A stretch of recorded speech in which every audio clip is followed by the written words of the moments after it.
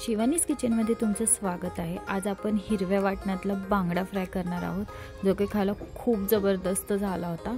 चला तर मग रेसिपी स्टार्ट करूया। माशांचे पंख मी कापून घेतले आहेत, दोन्ही साइडचे पंख। तुम्ही वाटल्यास तर शेपटी त्याची कापून घेऊ शकता। या प्रकारे मी माशांना कट करून घेतले। तुम्ही 2 ते 3 कट लावू शकता, बट मी एवढे कट लावण्याचं एकच कारण आहे की मासा व्यवस्थित मॅरिनेट होतो। स्वच्छ धुवून घेऊयात आपण आणि एका ताटामध्ये धुतलेले मासे आपण काढून घेऊयात। त्यावर सगळ्यात अगोदर आपण चवीनुसार मीठ टाकूया, हळद टाकूया। हळद आणि मीठ लावून आपण मासा व्यवस्थित मॅरिनेट करून घेऊयात। 10 मिनिटं ठेवूया आणि हिरवं वाटण आपण बनवून घेऊयात।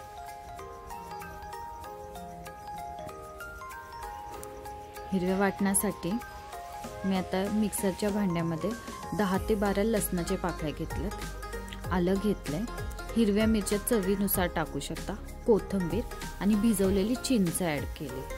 आता हे बारीक असं वाटण करून घेऊयात आणि माशांना व्यवस्थित दोन्ही साइडनी लावून घेऊयात। जे माशांना आपण कट लावल्यात ना, त्यामध्ये ते वाटण जायला पाहिजे।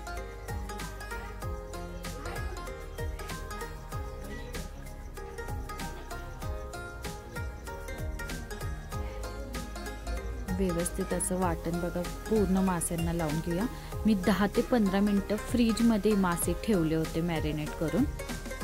आता एका कढईमध्ये या पॅनमध्ये आपण तेल घेऊयात आणि मासे फ्राय करून घेऊयात। मी असेच फ्राय केल्यात, तुम्ही ह्याच्यात रवा आणि तांदळाचं पीठ टाकून मासे फ्राय करू शकता, ते मासे जरा कुरकुरीत होतात। आता गोल्डन ब्राउन रंग यूज तोपर्यंत आपल्याला मासे तळून घ्यायच्यात दोन्ही साइडने। एका साइडला 10 मिनिटं मी तळून घेतलात। आता दुसरी साइड म्हणजे साइड पलटून घेऊया माशांची। तुम्ही बघू शकता रंग किती छान आलाय। दुसऱ्या साइडने सेम आपण मासा असाच 10 ते 15 मिनिटं तळून घेऊयात। तुम्ही बघू शकता माशाला किती छान रंग आलाय। ज्या साइड आपण मासा फ्राय केलाय, माझ्याकडे थोडंसं माशाचं वाटण राहिलं होतं, ते मी त्याच्यावर थोडं थोडं लावून घेणार आहे सगळ्या माशांवर। आणि ही साइड मी पुन्हा एकदा फ्राय करणार आहे।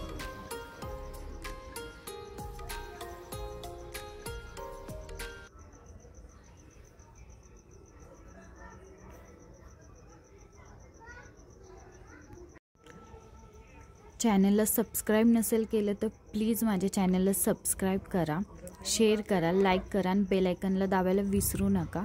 तुम्ही बघू शकता मासा किती छान दिसतोय। वरून थोडीशी कोथिंबीर टाकूया।